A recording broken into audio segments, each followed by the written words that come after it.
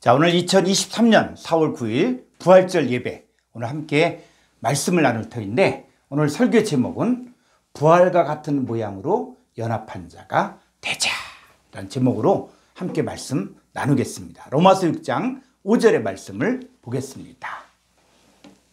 만일 우리가 그의 죽으심과 같은 모양으로 연합한 자가 되었으면 또한 그의 부활과 같은 모양으로 연합한 자도 되리라. 이 성경은 하나님의 뜻과 계획을 인간의 언어를 통해 기록된 것이기 때문에 하나님의 관점에서 봐야 됩니다. 하나님 이사야서를 통해서 내 생각은 너희 생각과 다르고 내 길은 너희 길과 다르다고 하셨습니다.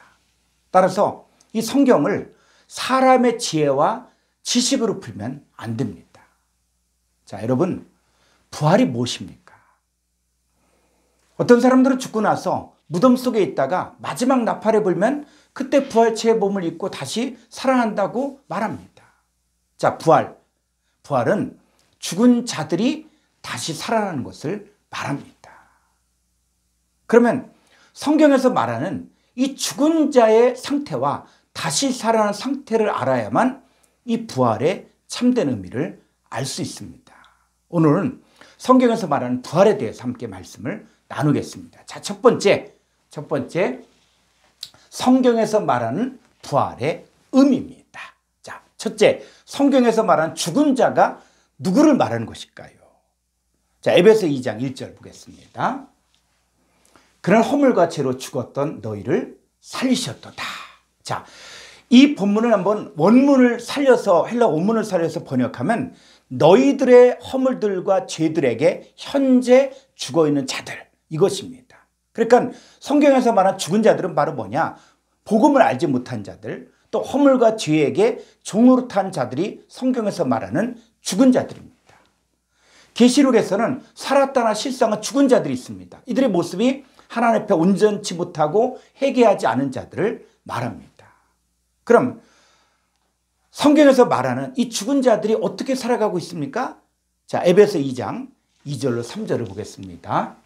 그때는 바로 죽었을 때예요. 죽었을 때. 허물과 죄들 안에서 현재 죽어있는 자들, 이들인데 너희는 그 가운데서 행하여 이 세상 풍조를 따르고 공중에 권세 잡은 자를 따랐으니 곧 지금 불순종의 아들들 가운데서 역사하는 영이라.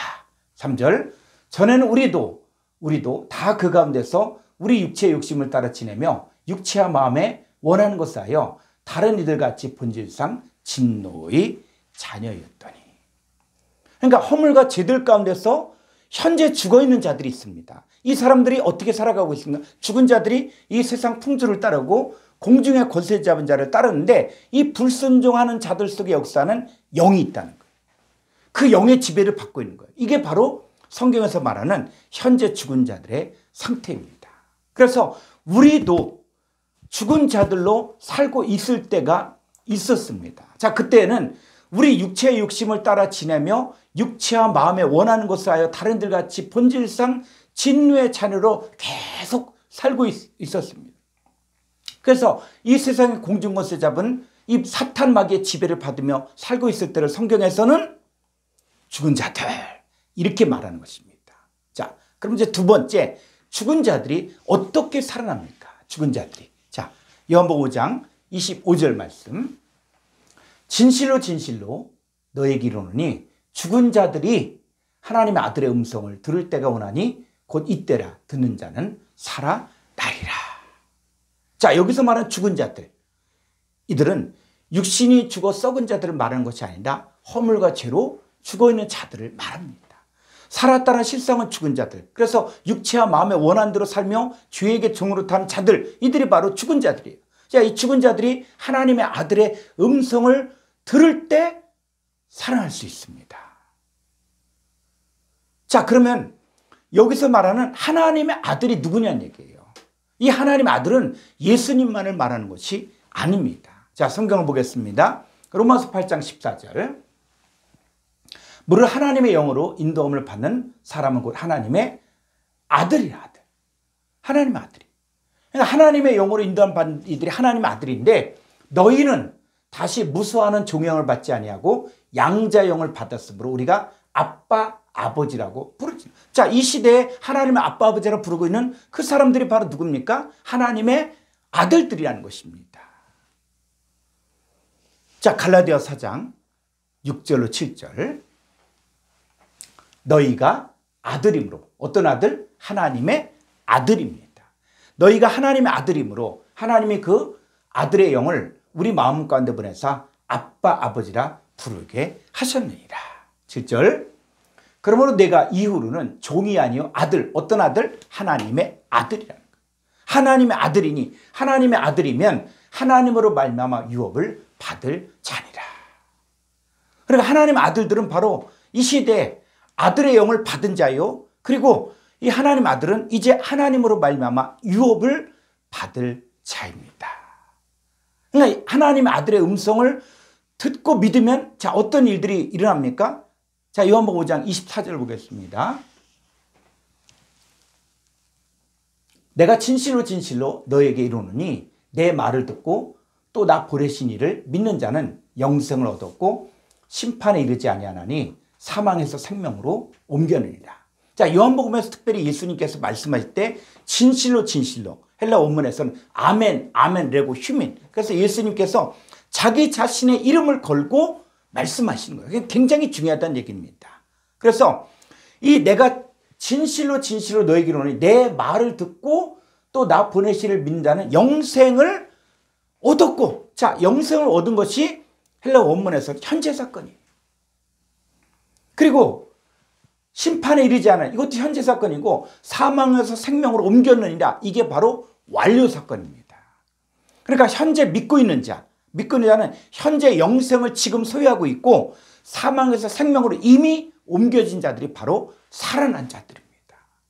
이렇게 살아난 자들을 성경에서는 현재 부활에 참여하였다고 말하는 것입니다.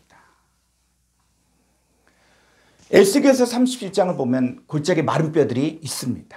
그 마른 뼈들에게 에스겔이 대원하니까 생기가 들어가서 이 뼈 저 뼈가 들어맞고 살이 오르고 가죽이 생겨 살아나는데 하나님의 군대가 됩니다. 자, 이 마른 뼈들이 바로 무엇을 얘기합니까? 이스라엘 족속을 말하는 것입니다. 이스라엘 족속들이 여호와의 말씀을 들으니까 생기가 드러나 살아났습니다. 이 죽은 자들이 살아나려면 반드시 하나님의 입에서 나오는 말씀을 들어야 합니다. 왜냐하면 그 말씀을 들을 때 그 사람 속에 하나님의 영과 생명이 들어가 살리기 때문입니다. 자, 이렇게 하나님의 영과 생명이 있는 하나님 앞에서 한 자가 되는 것이 바로 현재 부활에 참여하는 것입니다. 예수님께서는 나는 부활이요 생명이라고 하셨는데 예수님 영접한 사람은 부활의 생명을 지금 갖고 있는 것입니다. 그래서 예수님 영접한 우리는 부활의 생명이 있기 때문에 그 부활의 생명이 우리 안에 온전히 나타날 수 있게 해야 됩니다.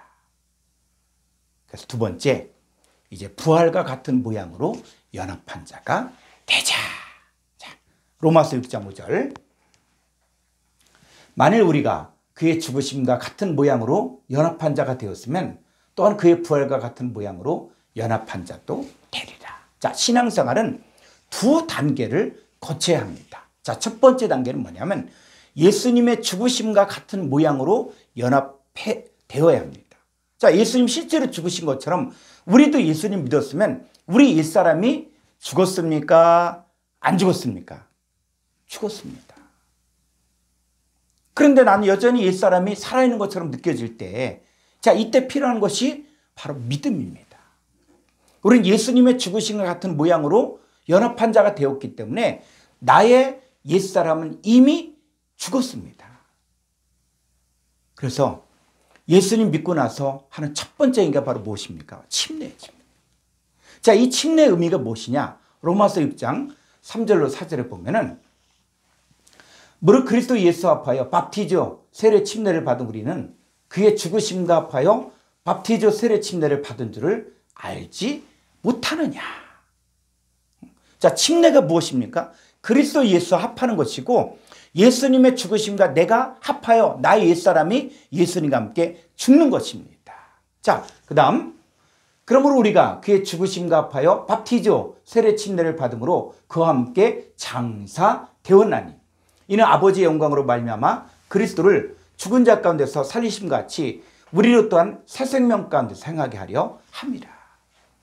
여러분, 침례라는 것은 뭐냐면 예수님과 함께 내가 죽고 예수님이 죽음의 권세를 깨뜨리고 실제로 부활하신 것처럼 예수님께서 이제는 헬라어 원문을 보면 그리스도로 죽은 자 가운데 살리심 같이 할 때 이 죽은 자가 바로 죽은 자들 속에서 살린다는 거예요. 그러니까 허물같이로 죽었던 내 안에서 예수님이 살아나심으로 예수님께서 주신 새 생명 가운데 사는 것이 바로 침례의 의미입니다. 자, 로마서 6장 6절로 7절을 보겠습니다. 우리가 알거니와 우리 옛사람이 예수와 함께 십자가에 못 박힌 것은 이미 못 박힌 거예요. 못 박힌 것은 죄의 몸이 죽어 다시는 우리가 죄에게 종노릇하지 아니하려 함이니. 7절 이는 죽은 자가, 이 죽은 자가 바로 누굽니까? 허물과 죄로 죽은 자들을 이야기하는 것입니다. 살았다는 실상은 죽은 자들, 죄에게 종노릇하고 있고 육체와 마음의 원한대로 살았던 그 사람들이 이제는 죄에서 벗어나 의롭다 하심을 얻었습니다. 그러니까 나의 옛사람이 예수와 함께 십자가에 못 박힌 이유는 바로 뭐냐면 죄의 몸이 죽어서 다시는 죄에게 종노릇하지 않게 하기 위함입니다. 그 결과 우리는 죄에서 벗어나 의롭다 하심을 얻었습니다. 여러분, 죽은 자가 다시 살아나는 것이 부활입니다. 그러니까 성경에서 말한 부활은 우리 육신이 죽고 나서 어느 날 다시 살아나는 것을 말하는 것이 아니라 예수님을 왕으로 영접함으로 말미암아 나의 옛사람이 예수님과 함께 죽고 그리고 예수님께서 내 안에서 살아나셔서 새 생명을 주신 것을 믿고 사는 것을 바로 부활의 생명을 갖고 산다고 하는 것입니다. 자, 이제 신앙생활의 두 번째 단계가 있습니다. 그것은 부활과 같은 모양으로 연합하는 것입니다. 즉 예수님 믿음으로 이제 죄의 몸이 죽고 죄에서 벗어나 의롭다함을 얻은 것입니다. 그러니까 예수 믿는 이 몸이 완전한 부활체가 아니라 예수님의 부활과 같은 모양으로 연합한 자가 되는 것입니다. 그러니까 진짜 완전한 부활체는 이 땅은 사명을 다 하고 아버지께서 데려가실 때 아버지의 나라에서 이루어진 것입니다. 그러니까 우리 믿는 자들은 이 땅에 살고 있지만 하늘의 사고방식과 하늘의 마음으로 살아야 하는 것처럼 우리도 육신의 몸을 입고 살지만 부활과 같은 모양으로 연합한 자의 삶을 사는 것이 바로 신앙생활입니다. 왜냐하면 우리의 시민권이 하늘에 있고 우리는 이 세상에 속한 자가 아니라 하나님께로 난 하나님의 자녀들이기 때문입니다.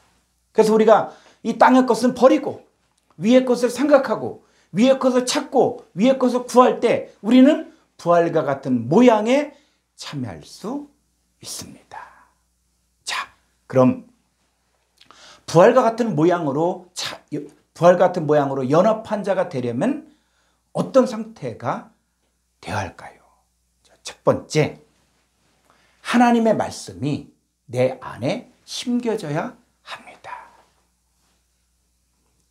요한복음 12장 24절 말씀.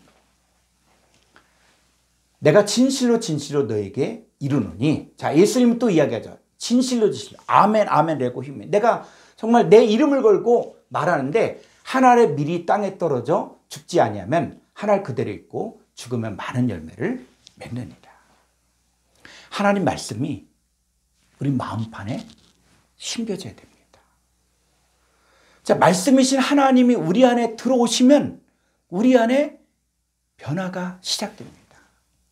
그냥 말씀이신 예수님께서 우리 안에 들어오시면 옛사람이 죽고 새 사람으로 태어나 새 생명 가운데 사는 것입니다. 이 성경 66권을 통해서 계시되어진 하나님이 내 안에 들어오셔서 말씀 육신이 되고 내가 그리스도 예수 안에 있는 새로운 피조물이 된 것을 알고 사는 것이 바로 새 생명 가운데 사는 것입니다. 따라서 말씀을 받기 전과 말씀을 받은 후가 사실은 전혀 다른 상태로 변화가 되었습니다. 자, 요한일서 5장 12절 말씀. 아들이 있는 자에게는 생명이 있고 하나님의 아들이 없는 자에게는 생명이 없느니라. 자, 아들을, 하나님 아들, 말씀이죠, 말씀. 그 말씀이신 하나님을 영접한 자, 소유한 자에게는 하나님의 생명이 있고 하나님의 아들이 없는 자에게는 하나님의 생명이 없습니다. 그래서 하나님 말씀을 받아들일 때, 우리가 착하고 좋은 마음으로 말씀을 듣고 지켜 인내로 결실할 때 좋은 땅이고 결실이 이루어집니다. 그래서 부활 같은 모양으로 연합한 자가 되려면 먼저 하나님 말씀을 내가 받아들이고 영접해야 됩니다. 두 번째는 말씀을 통한 변화에 참여해야 됩니다. 자, 고린도서 15장 42절로 44절 말씀. 죽은 자의 부활도 그와 같으니 썩을 것으로 심고 썩지 아니할 것으로 다시 살아나며. 자, 여기서 오해하지 말아야 될 것들이 이 죽은 자의 부활이니까 또 무덤 속에 있는 그 죽은 자들, 그걸 이야기하는데 아니에요. 여기서 말한 죽은 자들은 허물과 죄로 죽어있는 죽은 자들, 또 살았다는 실상은 죽은 자들이며 죄와 사망 가운데 있는 사람들을 이야기하는 것입니다. 그래서 이 죽은 자의 부활도 이와 같은 다 현재 사건이에요. 그래서 썩을 것을 심고, 자, 심죠. 심는데 뭘 심습니까? 바로 하나님 말씀을 심는 거예요. 그러니까 하나님 말씀을 듣고 믿을 때 하나님이 그 사람 속에 들어가면 변화되어지는 것입니다. 자, 그래서 다시 썩을 것 안에, 썩을 존재 안에 심고 썩지 아니할 것 안에 다시 살아나며, 이 다시 살아나며가 바로 현재 사건입니다. 헬라 원문에는 현재 사건이에요. 그래서 이 썩을 존재 안에 하나님 말씀이 심겨지니까 썩지 아니할 존재 안에서 다시 살아나며, 43절, 욕된 것 안에, 욕된 존재 안에 현재 말씀이 심겨지니까 영광스러운 것 안에 다시 살아나며, 현재로 살아나며, 약한 것 안에 말씀이 심겨지니까 강한 것 안에 다시 살아나며, 44절, 육의 몸 안에 하나님 말씀이 심겨지니까 신령한 몸 안에 다시 살아나니 육의 몸이 있은 적도 영의 몸도 있느니라. 그러니까 죽은 자들이 하나님의 말씀을 듣고 믿을 때 하나님이 그 사람 속에 들어가니까 이 썩을 몸, 욕된 몸, 약한 몸, 육의 몸이 썩지 아니할 몸, 그리고 영광스러운 몸, 신령한 몸, 영의 몸으로 변화가 일어납니다. 이 변화가 현재 수동태로 되어져 있습니다. 그러니까 이것은 말씀을 영접한 우리 안에 미래가 아닌 현재 수동태로 되어진다는 것입니다. 예수님 부활이 실제인 것처럼, 자, 우리도 썩지 아니할 몸, 영광스러운 몸, 그리고 강한 몸, 신령한 몸, 영의 몸으로 변화된 것입니다. 고린도서 5장 17절 보니까 그런즉 누구든지 그리스도 안에 있으면 새로운 피조물이라. 이전 것은 지나갔으니 보라 새 것이 되었도다. 보라 새 것이 되었다. 누구? 그리스도 예수 안에 있는 사람들에게는 이게 현재 사건이라는 것입니다. 그래서 여러분은 죄의 몸이 죽고 새 것인 의의 몸이 되었습니다. 썩을 몸이 아닌 새 것인 썩지 아니할 몸이 되었습니다. 그리고 욕된 몸이 아닌 새 것인 영광스러운 몸이 되었습니다. 약한 몸이 아닌 주님께서 함께하는 강한 몸이 되었습니다. 육의 몸이 아닌 신령한 몸이 되었습니다. 이제 우리가 해야 될 일들은 바로 이렇게 변화된 몸, 이 새로운 피조물로 사는 것입니다. 자, 이제 셋째, 우리 부활 같은 모양으로 연합한 자가 되려면 이제 믿음으로 그리스도의 장성한 분량에 이르러야 합니다. 우리가 육신의 몸을 입고 있는 동안에는 눈에 보이는 세계와 눈에 보이지 않은 두 세계 가운데 살고 있습니다. 우리에게 믿음이 필요한 이유는 눈에 보이지 않지만 말씀으로 이루어진 세계를 현실로 살아야 하기 때문입니다. 히브리서 11장에 보면 믿음의 선진들의 삶이 나오고 있습니다. 믿음으로 아벨은 가인보다 더 나은 제사를 하나님께 드림으로 의로운 자라 하시는 증거를 얻었습니다. 이 아벨은 가인으로부터 돌에 맞아 죽더라도 오직 하나님께서 인정하시는 삶을 사셨습니다.